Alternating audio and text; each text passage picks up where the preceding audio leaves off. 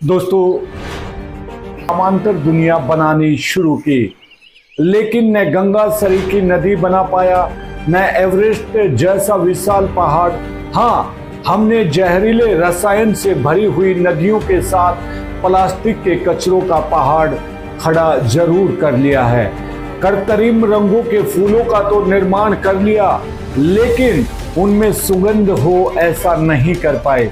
लेकिन प्लास्टिक के कचरे में सुलगती आग के धुएं से हमने हवा को जरूर प्रदूषित किया है।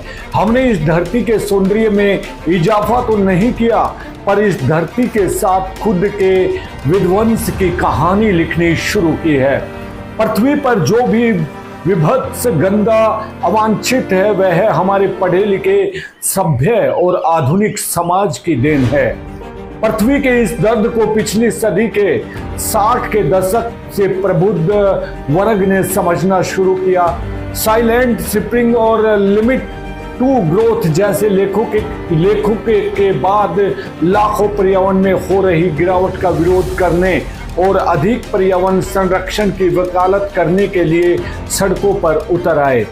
इसकी शुरुआत को 22 अप्रैल 1970 को मान सकते हैं, जिसके बाद में इस दिन को पृथ्वी दिवस के रूप में मनाना शुरू हुआ, जिसका श्रेय पृथ्वी दिवस अमेरिकी राजनीतिक गैलॉर्ड नेल्सन को दिया जा सकता है, जो 1969 में बड़े पैमाने पर तेल रिसाव के विनाशकारी प्रभाव को देखने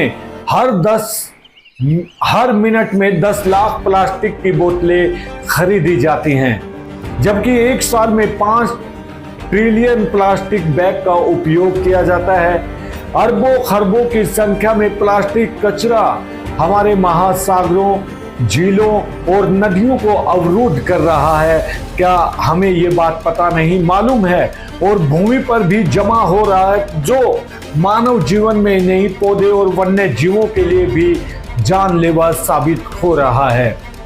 बात करें 2017 में, पैकेजिंग उत्पादन में प्लास्टिक की मांग अपने चरम तक पहुंच गई थी, जिसमें 140 मिलियन मीट्रिक टन का उपयोग हुआ। हर साल कम से कम 14 मिलियन टन प्लास्टिक महानगरों में पहुंच जाता है।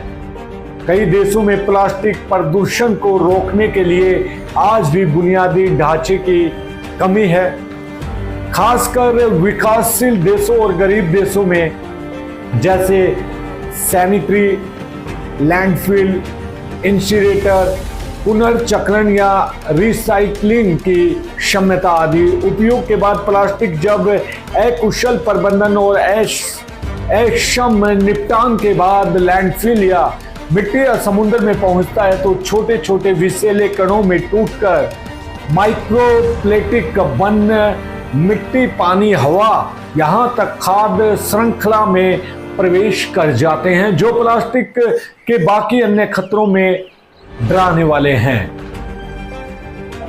जर्मनी में शोधकर्ताओं ने भी संकेत दिया है कि स्थलीय माइक्रोप्लास्टिक प्रदूषण समुद्री माइक्रोप्लास्टिक प्रदूषण की तुलना में बहुत अधिक है। विभिन्न रूपों में माइक्रोप्लास्टिक की दुनिया की लगभग सभी जल प्रणालियों में मौजूद है, चाहे वे नदी हो, तालाब हो, झील हो या महासागर हो। एक अंदाजा तो ये भी है कि आकाश गंगा में तारों की तुलना में समुद्र में माइक्रोप्लास्टिक अधिक है। महासागरों में प्लास्टिक कण को बढ़ता अंबार सारी समुद्री पारिस्थितिकी तंत्र का नाश कर रहा है, जिसके चपेट में मोंगा चट्टान भी शामिल है। 2018 में एशिया प्रशांत क्षेत्र में 159 प्रवाल भित्तियों के सर्वेक्षण से पता चला है कि 11.1 बिलियन से अधिक प्लास्टिक कण मूंगों को बर्बाद कर रहे हैं, और यह संख्या 2025 तक 40% तक बढ़ने का अनुमान है। महत्वपूर्ण बात यह है कि मोंगा चट्टान पारिस्थितिकी तंत्र में मछलियों, अकेशरेकु के जीवों, पौधों, समुद्री कछुओं, पक्षियों और समुद्री स्तनधारियों की 7000 से अधिक प्रजातियां पाई जा सकती हैं। अगर देखा जाए तो प्रशांत सहित अन्य महासागर समुद्र में फेंके जा रहे प्लास्टिक का अंबार बनता जा रहा है। साथ ही हमें प्लास्टिक के उपयोग की जो प्रवृत्ति बढ़ी है, हमें उस प्रवृत्ति को, सोच को बदलने की जरूरत है। हमें यह समझना होगा यह प्लास्टिक युग हमारी त्रासदी है।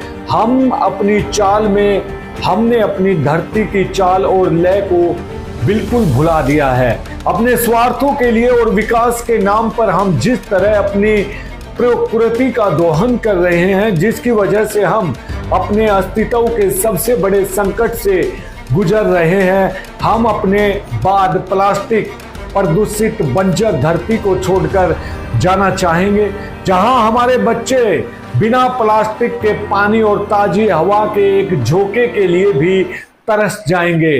कैंसर जैसी बीमारी लाखों लोगों की व्हाट्सएप पर, फेसबुक पर, सोशल मीडिया पर भी शेयर करना ना भूलें। अब अपने